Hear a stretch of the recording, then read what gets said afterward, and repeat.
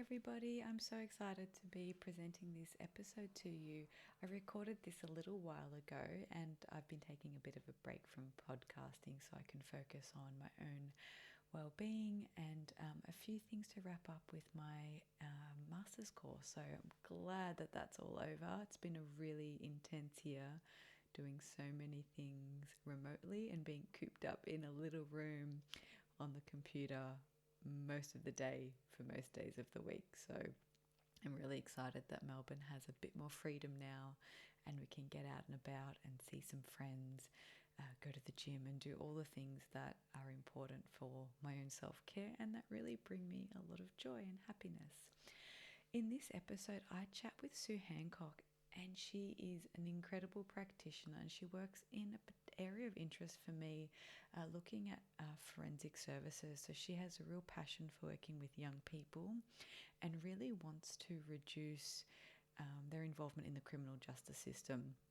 I know this is a topic that a lot of people have expressed some interest in as they've been joining the Facebook group and through some of the messages I'm getting. So I hope you enjoy this episode.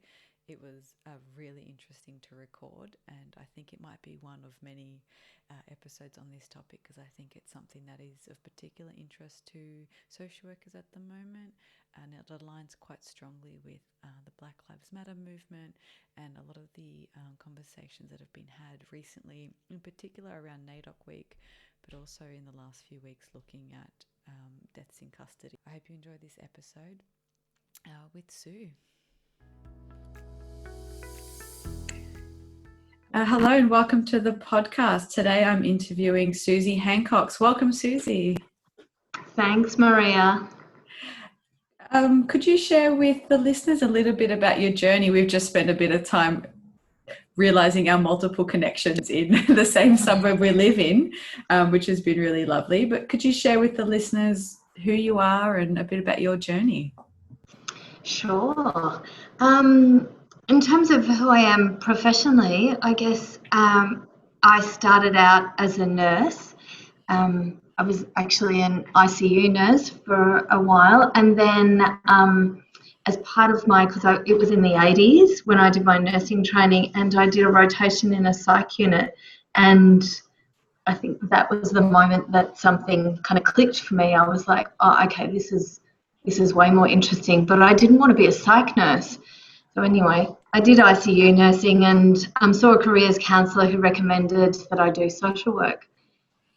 And their recommendation was social work rather than psychology, because their rationale for that was that social workers have a lot more opportunities in terms of areas that they can move into. And I knew nothing, so I just agreed and went, okay. And I was living in Brisbane at the time, and so I got into social work in Melbourne and did a 4-year undergraduate at RMIT, and loved social work. It was really, it was a really different transition from social work to nursing, but I completely ended up in the deep end. My first job working with really high risk, multiple complex needs young women in a therapeutic service. And I did that for quite a few years and have always worked with youth. Just loved it. I think it was even my last nursing job. So while I was finishing, so I nursed all through my social work degree, and my last nursing job was in a youth homelessness service in the city that's still there, a place called Front Yard. And I love to work with young people, and I think it's always about they've got so much at a serious level, they're about change. You know, that's their developmental task is about change and movement and shifting. So in terms of psychiatry, it's ideal because they're about recovery. That's their journey, is about change. And so their opportunity for recovery is amazing, and their optimism and they're feisty often. They push hard, and I love it. So I've always been drawn to work with youth, and so I just continued to do that, and I did a range of different roles. I worked with some high-risk child protection clients for a very short period of time. Wasn't for me. And then I did my first forensic role. So I started a master's in counselling in the early 2000s, and took on my first forensic role, which was with community and custodial youth justice clients doing therapeutic work. And I really, really liked the work, but I think what I realised pretty quickly was that psychologists dominate forensics. All of the research is a very heavily research-based field. It relies heavily on evidence for any kind of intervention and for understanding. And my social work degree had a really low emphasis on research, so I certainly didn't feel equipped. And so I decided I would do psychology. I think the other thing is also because there's a really high representation of young people with cognitive deficits in forensics, not just young people, but in forensics generally. And again, you know, all of those assessment tools are only able to be accessed by psychologists. So frustrated by my lack of access to research and to cognitive assessment, I decided to do psychology. So I think there was even a crossover, maybe finishing my master's and doing my, starting a postgrad. Because of my social work degree, I just had to do the core psychology subjects. I don't know how I did it. When I think about it now, it seems like a lot to be doing and working the whole time. I think I never worked less than 4 days a week. And so then I got a job in psychiatry, in youth psychiatry, and I loved it. I was like, okay, this is the spot for me. This is always, and it's kind of full circle from that nursing placement in psychiatry. And so I worked at Origin, which is a tertiary youth mental health service for nearly 15 years. And during that time, I did a forensic role. So I did a lot of crisis work and finished psych. And then I started, somewhere along the line, I started doing some private practice as well. I think I did it now, I remember. It's not that long ago, but what was happening? I had long service leave and I had a whole year that I could take. And most people are like traveling to Europe or doing all these really cool things. And I did psych honours, which seems like, in retrospect, it was great to be able to have the year. But yeah. I missed that trip that I could have had somewhere. And so I started private practice that same year. And I loved it because I had done cognitive analytic therapy training, which is a 2-year training course at Origin. So I loved the therapy work that I was doing. I loved the placements I did during psychology because I went on to do masters as well in clinical psych. And during that time, I thought I'd just stay at Origin, keep things a bit normal while I was doing masters. And then a job came up at Forensic Care to coordinate the program that I'd been a clinician in. So I'd been a youth justice mental health clinician, so just providing mental health assessment intervention for youth justice clients in the community.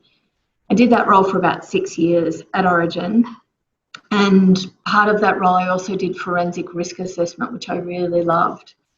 And yeah, so then the position came up to run the program, and around, I was in that for maybe 6 months and then finished my master's in Clin Psych. And that was nearly a year ago. And so I've been in this role for about 18 months. So yeah, trifecta of degrees there. Well, I didn't mention my first study was in fashion and design. So everything else is quite a departure from that. All the others feel like they people think about them being quite separate, and my friends often give me a bit of stick about having done so much study, but they fit really well for me. I think that they really add, that there's a real benefit. And I don't think about when people say, oh, lots of people I work with introduce themselves as a psychologist, and I don't think about myself in those kind of, I don't know, for me that feels a bit siloed. Basically, I'm a mental health clinician, and I work in youth forensics, but I feel really fortunate to both have the lens of a social worker and the clinical skills and knowledge of a psychologist. I feel like it's a pretty fortunate position to be in, really. Absolutely. So we got in touch around a particular area of interest for me, which was the Raise the Age campaign that had been, I guess, started and a little bit more prominent in the media recently. Could you talk to me a little bit about what you think of that, and maybe for those who don't know what it is and where they can find out more? Oh, sure. Well, there's a hashtag, Raise the Age, and there's a website set up that's got some good resources if you haven't really heard about it. But Raise the Age I think the campaign was only started maybe last year, but I think there's been people working on this for a long time. And it's really about raising the age of criminal culpability, because in Australia, young people their children as young as 10 can be prosecuted and incarcerated. And this is really, I think it's pretty shameful. And I think it's very different to other Western industrialised countries, that Australia is one of few that still has criminal culpability at such a young age. So most other countries, it's 14 and up. So the campaign was started because there was an opportunity for the Attorneys General to make a decision to raise the age to 14. And that was I think it was June this year when that opportunity came up. And so there was a real push, and there are a number of different organisations. So the Australian Medical Association, the Jesuit Social Services, different groups of lawyers, I don't know their organisational names, but large groups of lawyers and Indigenous organisations. There was a really wide range of organisations around Australia really pushed for the age to be raised. And there's lots of good evidence, and I'm happy to talk about that, for why it should be. So Jesuits have written quite a bit about it. The Jesuits wrote about how we could actually deal with this issue, so how young people could be better serviced rather than incarcerated, so better rehabilitated, if you like. They were writing about this 5-6 years ago. So there's a paper they wrote, I think 2014, that specifically deals with this issue. So it's not new by any means, but I think that there was definitely a recent push. And yes, sorry. I was going to say, do you think this might be a little bit of a hot question, but has the culture around the age of criminal culpability come about from a political stance, or is it evident? Did it come from somewhere at some point from evidence? Like, do you know it's historically why it's become the way it is? No, it's a really good question though. No, I don't. It certainly wouldn't be from evidence, because all the evidence is to the contrary. There's no evidence that incarceration at a young age is in any way a deterrent. In fact, it increases recidivism. So there's definitely no evidence. And I mean, one of the things the Jesuits wrote recently, that the Attorneys General decided not to raise the age because they really didn't know what else to do. And I find that kind of astounding. Like, there's lots of people have written about how we might work with these young people. There's lots of evidence from around the world how young people are worked with, rehabilitated. You know, the UK, Scandinavia, there's lots of great models. Canada, you know, countries that are comparable to Australia. There's been some awesome work done in Scotland in recent years, particularly around violent offending. So there's great models. I think one of the difficulties, I guess, is to put that into law and then to fund services. Personally, I think there's also a push, you know, at least here in Victoria, but I think it happens around Australia. There's this idea about tough on crime. And I think it's a combination of some I won't say right-wing media, but certainly right-leaning media and politics and ignorance. Like, there's this idea that somehow that's going to make the community safer, or that that's going to reduce offending. There's just no basis for it.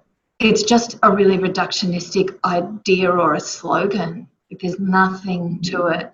And it costs us taxpayers huge amounts of money to lock up young people and lock them up as young people, but also what people don't realise is that they're then going to have to continue to pay, because the earlier you lock up a young person, the more likely it is that they're going to be in prison as an adult. So I think people don't realise that they're committing to long-term spending when they start to lock young people up. So the evidence is the earlier that you're in custody, the more likely you are to reoffend and end up in custody again. That evidence is really clear. And that's not just Australia, that's not Victoria, that's around the world. So it's, for me, it's nonsensical. So I don't know the answer to your question, but it's a good one to find out. I think the tough on crime approach is probably one where I studied in my undergrad. Criminology was my other sort of major subject, and it comes up a lot around public perception and political winning over research and evidence, because it's easier to sell something like that. And I don't understand that, really. Like, I think those kinds of people want a simple answer for something. They want it to be one thing. It's like, when did life get that simple? Life is not that simple. It's not. It's just kind of this. Life is complicated and messy and grubby, and, you know, all of these kind of multifaceted things. So why would we think that this one thing is going to solve a problem? Like, it's such a ridiculous idea. So it's kind of ridiculous at that level, but it's not. Like, if you know anything, like if you give someone 5 minutes with me and they can find out something about young people who are offending, you would realise that that is no kind of problem solution. Like, that's not a fit. But it's a difficult message. I think that's the thing. You know, it is a difficult message that it's, people go, oh, right, it's complicated, or they're not going to get an easy outcome. You know, that this idea that it takes a range of different services to support a family, to support a young person, to do work, to create community cohesion and connectedness isn't, you know, you can't see easy numbers for, oh yeah, okay, we're going to put our taxpayers' monies there and this is going to be the outcome. Like, I think if people go, oh, well, if we stick to this tough on crime idea and we know there's how many X billion dollars spent on prisons, then we have the perception that that's solving the problem. So I think it's an easy idea. Do you think it's changing a bit more now with a lot more, I guess, information about trauma-informed work and trauma-informed practice coming into services, and understanding the impact of early childhood experiences and intergenerational trauma and intergenerational poverty? Is that filtering through into forensics? Oh, absolutely. I think inside the systems, people are really clear. So it's not that people in the system think that this is a great way to deal with it. So yeah, absolutely. I think that that's been slowly occurring for a number of years. I went to maybe 5 years ago, I think it was 2015, I went to a International Forensic Mental Health Conference, and it was really starting to, it was quite a clear message at that point. We need to start to deal with the trauma. You can have all kinds of specialist interventions for different types of offending, but what we know is most people who are incarcerated have a history of trauma, multiple cumulative trauma.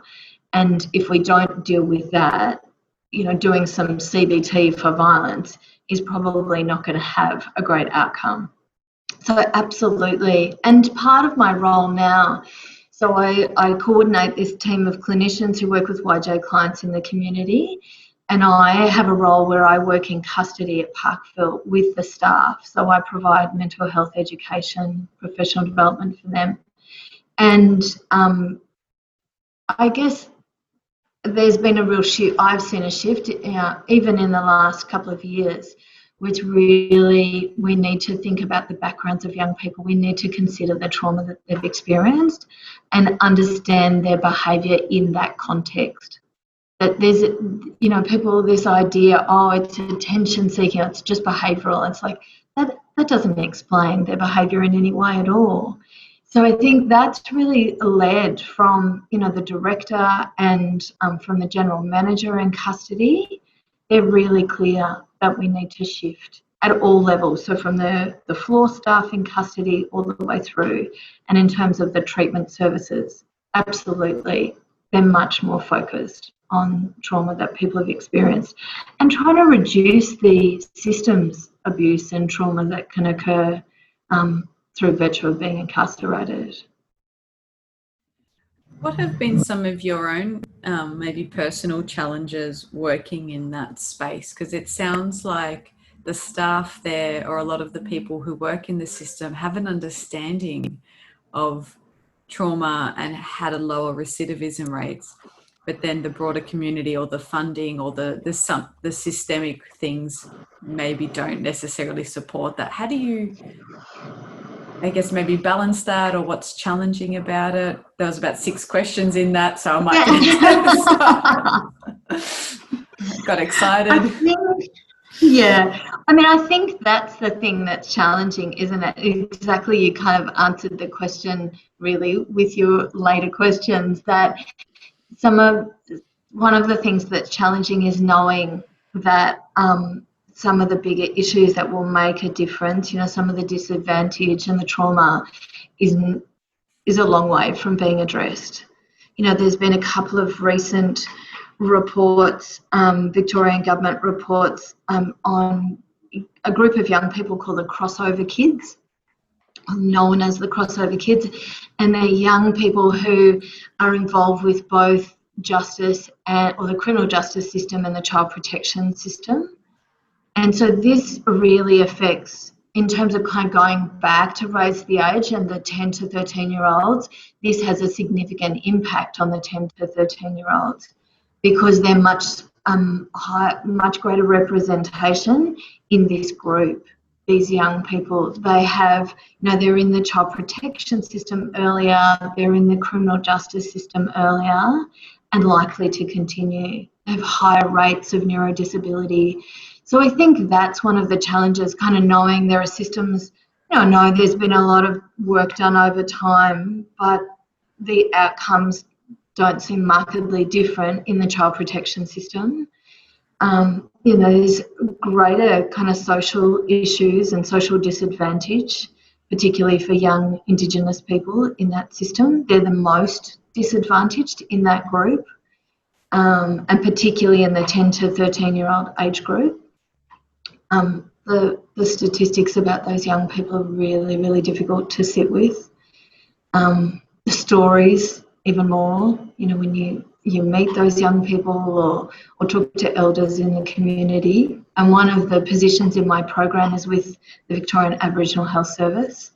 And so we do, we know that, the real stories, they're not just statistics, but they're very hard to sit with. So I think that's for me, that's the challenge, is the heaviness of people's experience, and trying to remember what you can do, or hold on to what you can do, because there's so much you can't do. And I think try and be as well. One of the other challenges is to really be as educated as you can, and that's why I really like my current role, is to try and work with the staff in custody, because they have a really tough job. It's a really, really difficult job, and they cop a lot of really challenging behaviour. And so trying to help them understand why the young people are behaving in the way that they do, and being able to help them make some change in how they work with that. I kind of go, okay, if that can give a young person who's in custody a different experience, I'm kind of focus like I can do that bit.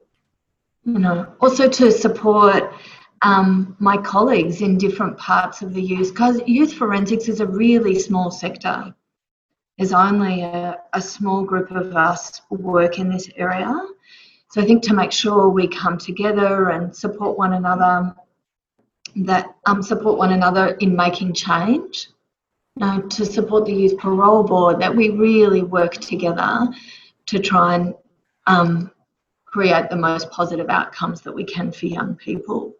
But I think realistic, like, kind of just me in any day-to-day, how do I do it?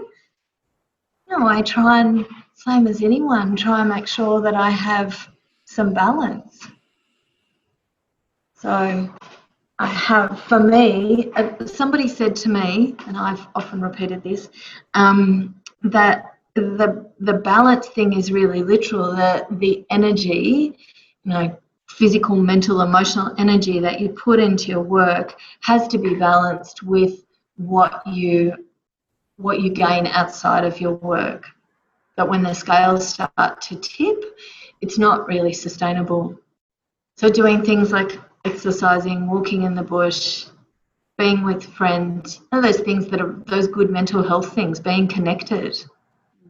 And I think that's why I'm reminded of that all of the time, because it's one of the real challenges for our young people, is their connectedness is really, that's one of their disadvantages, I guess, that they often have poor connectedness with family, with community, they don't feel like they fit socially.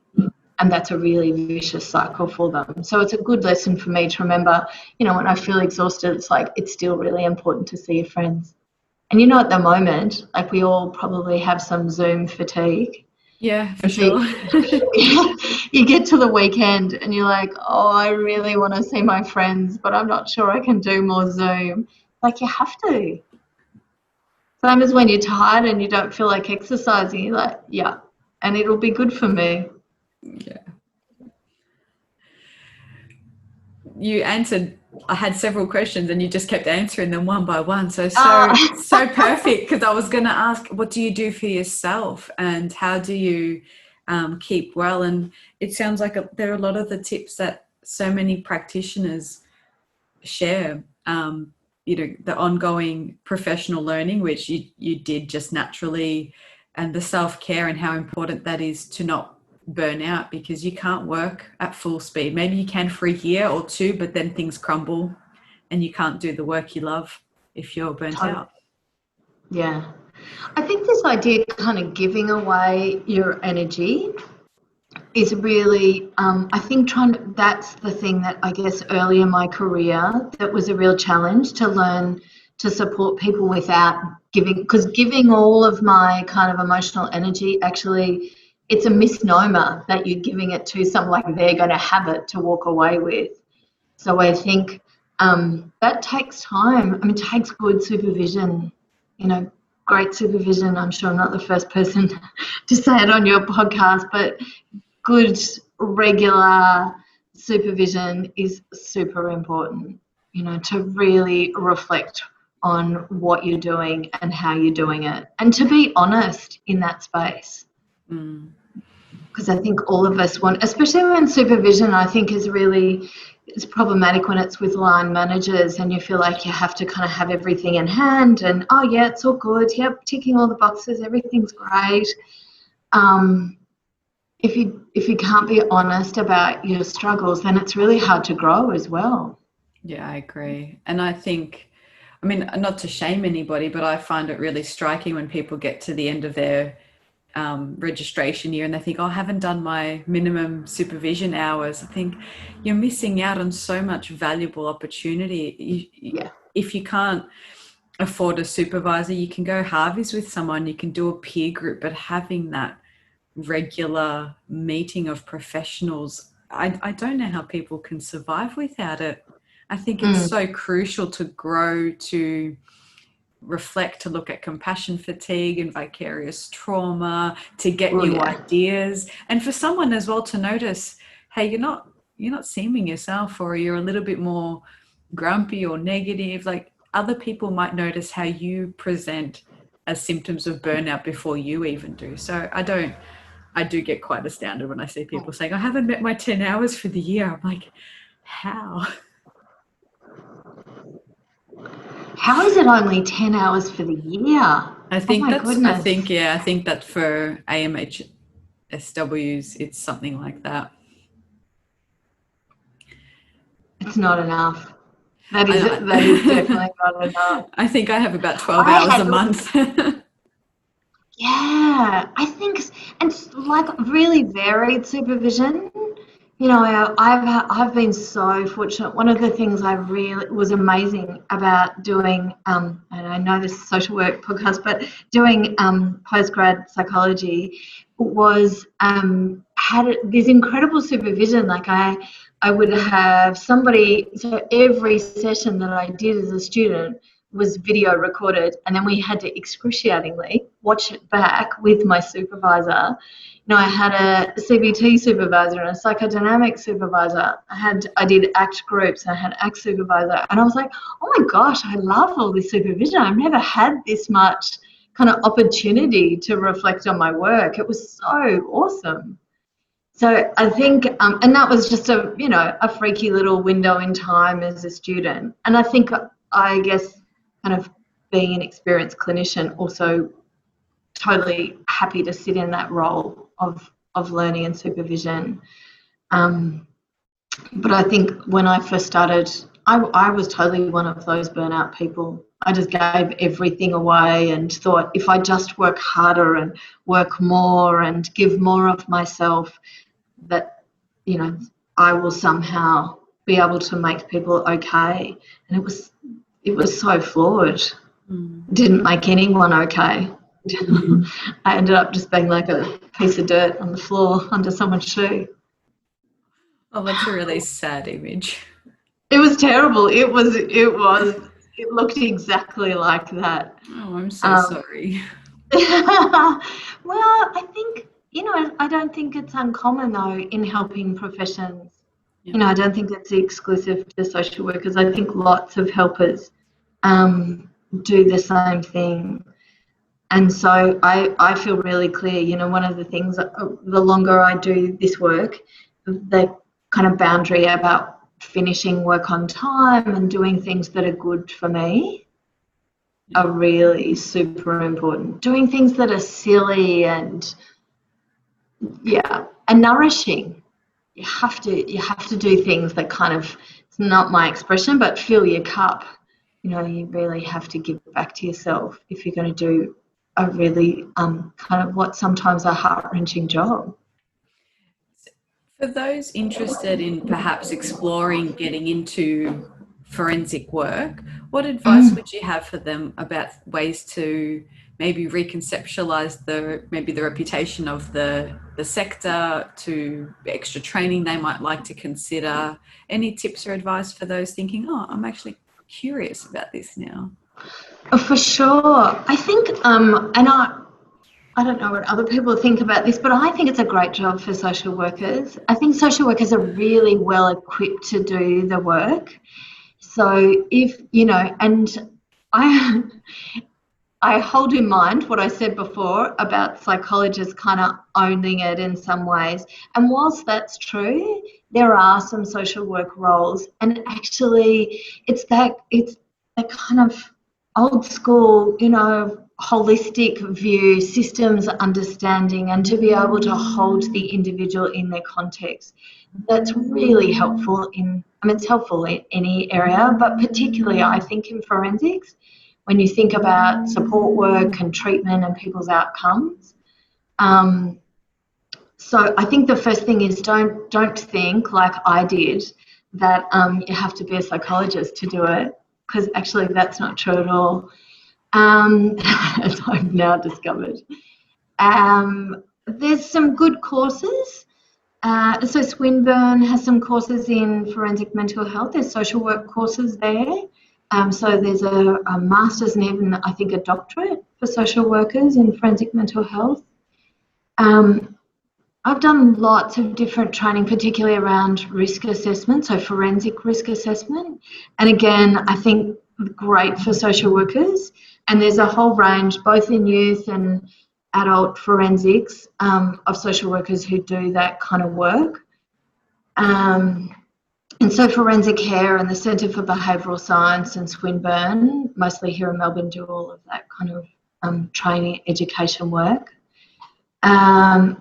I think in terms of kind of conceptualising the field, that our young people, whilst they clearly engage in offending behaviour, they are some of the most disadvantaged young people in our systems, in our child protection system, this young Indigenous people in the mental health system. These are some of the most disadvantaged. So if you really want to make a difference, if you really feel like I want to work with people who really need help, these are the people. The young people, particularly those who repeatedly come into custody, often come from generational poverty, substance abuse, child protection involvement, poverty, intergenerational trauma. There's a really high overrepresentation of Indigenous, South Sudanese and Pacifica young people in the youth criminal justice system. So certainly if you're from those cultural groups, I would strongly encourage you. We absolutely need more cultural knowledge and expertise in our work with these young people. So I think you come, as a social worker, you come with great skills to do that work anyway. I think that knowing, learning the literature and doing extra study can be helpful. But I think there's lots of support work where you don't necessarily need to do additional training. And maybe I missed one of your questions. I think it was, tips. I don't know what tips I'd have. I think tips is not to be scared, not to have this really narrow view that a young person, and especially those children, for me, they're children, those 10 to 13-year-olds, yes, they might have committed in some cases, some violent offences, but it's not by any means who they are. It is something that they did, and it's important to hold, but it's also important to hold, where's their family? Where's this young person's safety? What about their history? Do they have a history of trauma? Where do they fit and belong? So I think holding them as a child, and they are, like, cognitively, they are absolutely children. They have many years before their brains finish developing, particularly their executive functions, not until they're in their mid-20s, so they've got a long time to go. And same about their moral development. It's also a long way off. So I think holding them as people, not as a criminal offence, is really important. Fantastic. And I'm sure some of the listeners will be very interested to hear about the different opportunities to work in forensic services. And I'll try and find that Jesuit paper and some of the other resources and pop them in the notes for those who are interested. Oh, I'm happy to send some of those things to you. Yeah, for That'd be sure. I great. can send you a couple of links. There's some great papers. There's one I read recently, particularly some recent studies, so one that was released last year, looking at the difference of young Indigenous and non-Indigenous offenders, done by, I think, Papiella and Shepherd and some other colleagues. So I can send you some of those papers if you Yeah, like to absolutely. put on there. Yeah, I'm No happy to worries. do it. And we'll And encourage everyone to check out the hashtag Raise the Age as well. totally, yeah. And I think I'll also send you the fact sheets for the crossover kids studies. Because they're really the big reports they're huge reports, but they're actually not that difficult to read. But they produced fact sheets, which are super easy. So yeah, I'm happy to send through all of those things. I think they really help give you a broader view Great. Thanks so about much. race the age. Thanks for You're coming on the welcome. podcast. Nice to talk to you, Maria, and I'll probably see you around the neighbourhood. For sure. Thank you for listening to today's podcast. Be sure to check out the show notes for today's episode's resources, and don't forget to click subscribe and review us wherever it is you get your podcast.